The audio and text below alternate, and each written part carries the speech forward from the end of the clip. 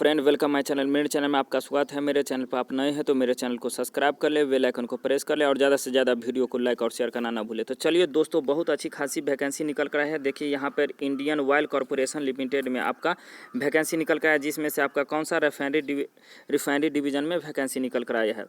जिसके देखिए यहाँ पर 14 फरवरी को आपको एडवर्टाइजमेंट आपको रिलीज़ की गई है, जिसमें से आपको 1 मार्च से आपको फॉर्म फिलअप स्टार्ट हो जाएगा और लास्ट डेट आपका 20 मार्च तक रखा गया है।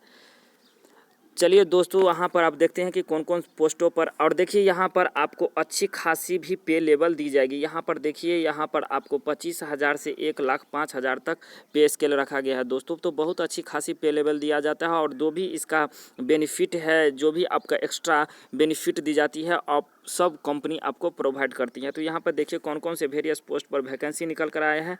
तो चलिए जानने का प्रयास करते हैं। यहाँ पर देखिए, यहाँ पर जूनियर इंजीनियरिंग के लिए आपका गुवाहाटी में 28 पोस्ट पर निकाला गया है, बरौनी में 23 पोस्ट पे, गुजरात में 46 पोस्ट पे, मथुरा में 33 पोस्ट पे, पानीपत में 50 पोस्ट पे, डिगबोई में 45 पोस्ट पे, और कहते हैं बनगांव में आपका 13 पोस्ट पे निकाला गया, और पारादीप में आपका 58 पोस्ट पर निकाला गया है।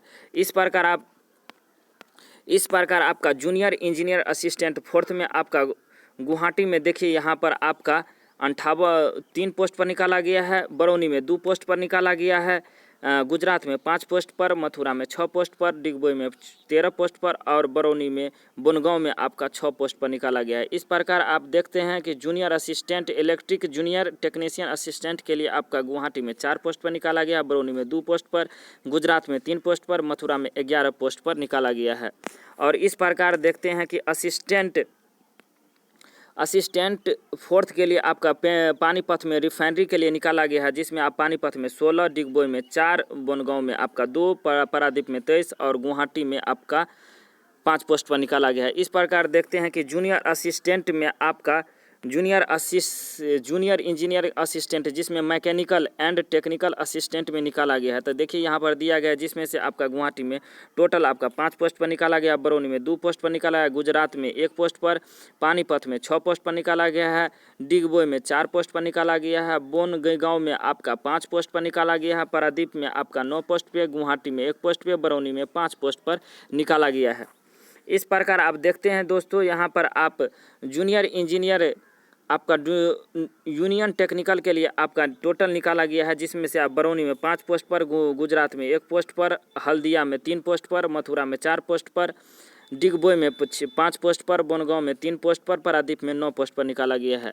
इस प्रकार देखते हैं दोस्तों, जूनियर क्वालिटी कंट्रोल एनालिस्ट में आपका निकाला गया है टोटल आपका बरौनी में आप गुवाहाटी में आपका 1 पोस्ट पे, बरौनी में 5 पोस्ट पे, गुजरात में 4 पोस्ट पे, हल्दिया में 2 पोस्ट पे, पानीपत में 5 पोस्ट पे और डिगबोई में 7 पोस्ट पर बहाली निकल कर आया है। देखिए यहाँ पर जूनियर इंजीनियर असिस्टेंट के लिए गुवाहाटी में 2 पोस्ट पर निकाला है, गुजरात में 4 पोस्ट पर निकाल कर आया है।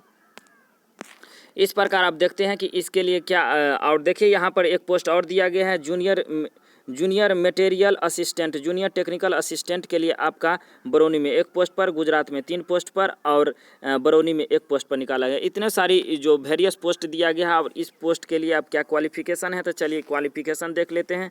देखिए यहाँ पर एक्सपीरियंस क्वालिफिकेशन आपका क्वालिफिकेशन रखा गया और विथ आपका क्वालिफिकेशन रखा गया। तो जूनियर इंजीनियर असिस्टेंट प्रोडक्शन के लिए आपका 3 ईयर डिप्लोमा केमिकल से होना चाहिए और रिफाइनरी प्रोडक्शन इंजीनियरिंग से होना चाहिए, विथ आपका बीएससी अगर मैथ और फिजिक्स किए हैं, अगर साथ में अगर बीएससी आप इंडस्ट्रियल केमिस्ट्री से आप किए हैं और 50% के साथ अगर आप पास किए हैं, और अगर SC ST वाले अगर 45% के साथ पास किए हैं, तो आप इस फॉर्म को अप्लाई कर सकते हैं। आप साथ में दिया गया है कि अगर आप इस फॉर्म को अप्लाई कर सकते हैं तो मिनिमम आपका 1 ईयर का एक्सपीरियंस चाहिए। आपका देखिए 1 ईयर एक्सपीरियंस चाहिए, और जिसमें क्या से पंप्स ऑपरेटर कॉरपोरेशन में आपका एक्सपीरियंस होना चाहिए। यहाँ पे देखिए रिएक्टर हीट एक्सचेंजर ETC के लिए आपका क्या होना चाहिए, एक्सपीरियंस होना चाहिए, यहाँ पर दिया गया है।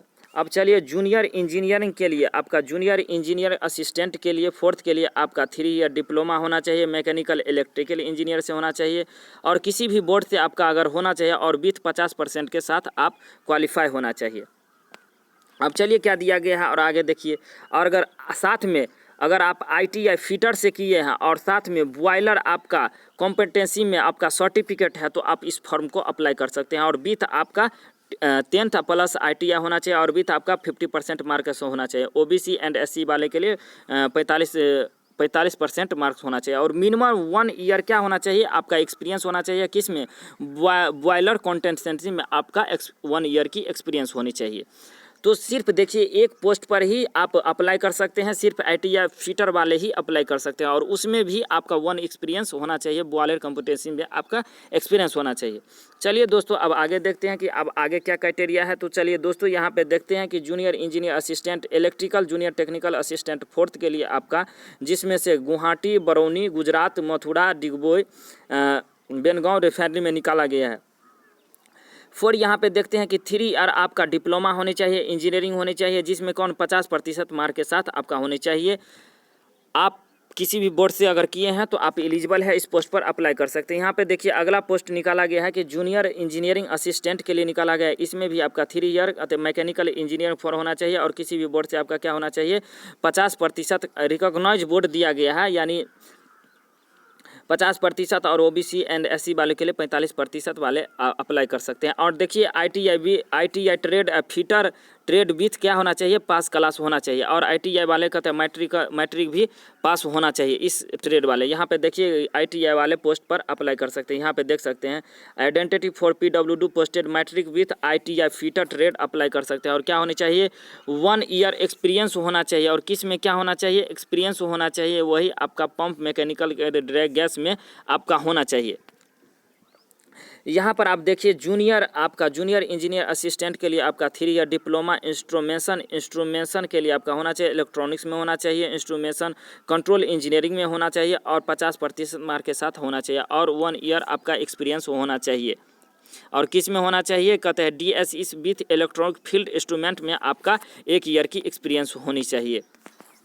यहाँ पे दिया गया है कि जूनियर क्वालिटी कंट्रोल में आपका क्या होना चाहिए, BSc होना चाहिए, फिजिक्स केमिस्ट्री और इंडस्ट्रियल केमिस्ट्री होना चाहिए और विथ 50% मार्क के साथ आपका होना चाहिए। और इन ईयर का कहते हैं 1 ईयर क्वालिफिकेशन होना चाहिए। किस में होना चाहिए, फ्लैश पॉइंट में होना चाहिए। आपका पेट्रोलियम रिफाइनरी इंडस्ट्री में आपका 1 ईयर की एक्सपीरियंस होनी चाहिए। तो चलिए दोस्तों अब क्या देखते हैं, यहाँ पे दिया गया है जूनियर इंजीनियरिंग।